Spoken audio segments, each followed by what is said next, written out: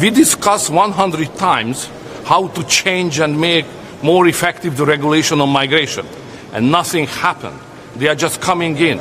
So if we come together to have a nice meeting and nice talk, it will never work. So the only way to stop it, as we Hungarians has done, which means that nobody can step into the territory of Hungary without having a permission from the Hungarian authorities. If we don't do that, it will never work. We will never can stop that. So what I suggest to all my colleagues, rebellion, rebellion, rebellion. That's what Hungarians do.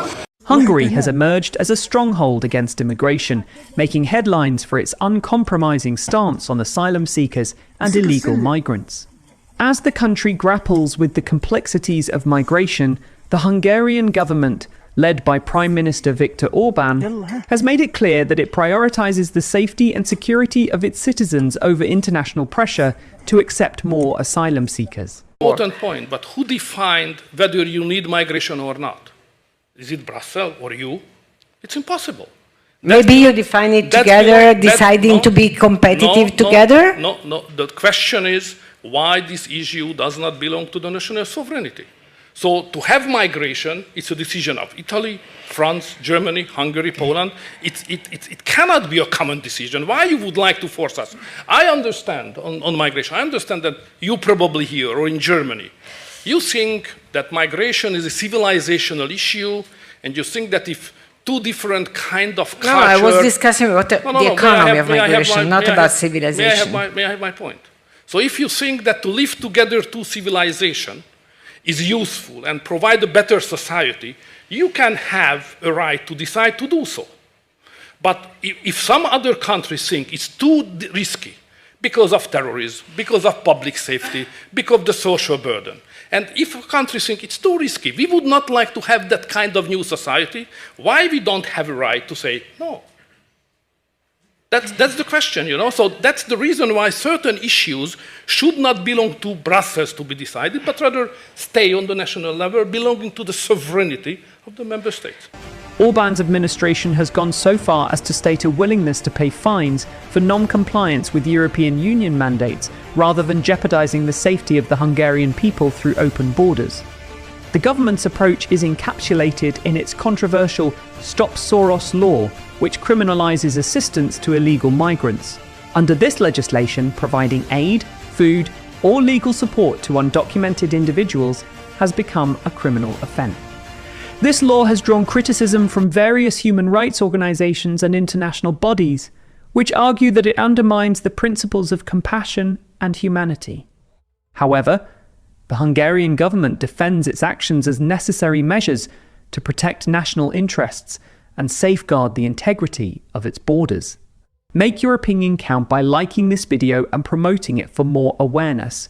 Also, share and subscribe to our channel for upcoming updates. Let's challenge the narrative together. You wouldn't see this in the mainstream media. The rhetoric from Orban and his administration is unyielding. They have framed the issue of immigration as a battle against globalist agendas that threaten national sovereignty.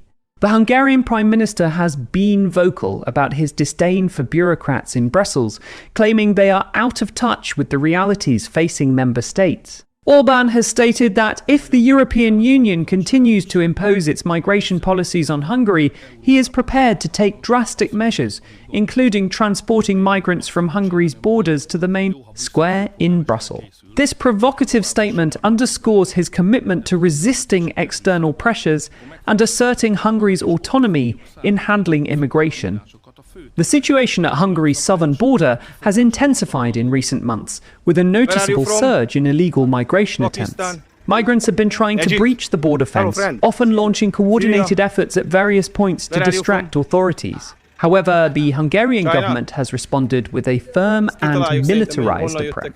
Border patrols have increased, and the military has been deployed to reinforce the police in managing this crisis. The overarching message from the government is that Hungary will not be overwhelmed by what they perceive as an invasion. Orban's government has effectively communicated its stance to the public, framing the issue in terms of national security and cultural integrity. This narrative resonates with many Hungarians who fear that uncontrolled immigration could lead to social unrest and the erosion of traditional values. The government's tough stance has garnered significant support, as citizens express a desire for a more secure and stable environment.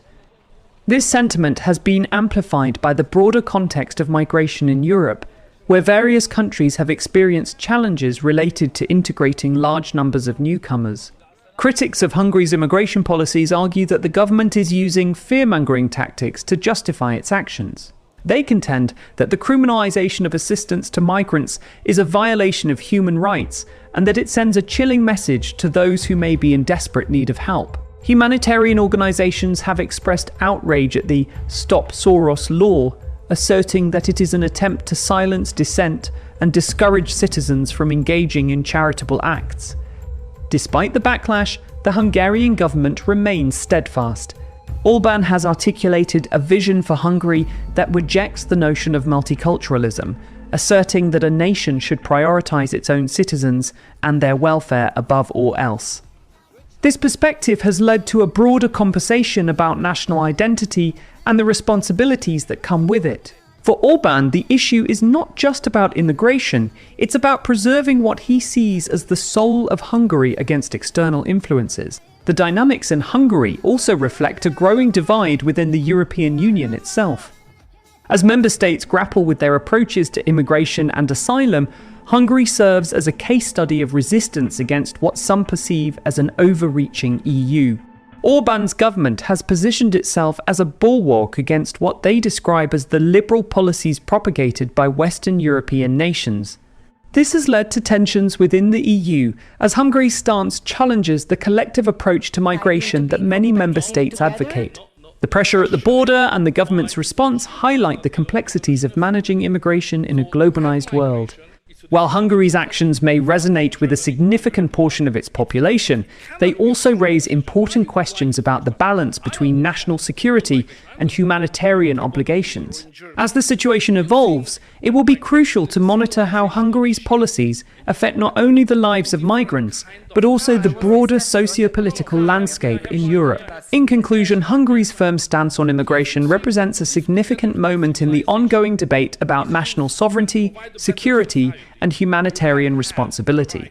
Prime Minister Viktor Orban's willingness to prioritize the safety of Hungarian citizens over EU mandates reflects a broader trend of nationalist movements gaining traction across Europe. The criminalization of assistance to illegal migrants and the militarized response at the border signify a hardening of attitudes towards immigration. As Hungary continues to navigate this complex issue, the implications of its policies will reverberate beyond its borders, influencing discussions about migration, identity, and the future of the European Union.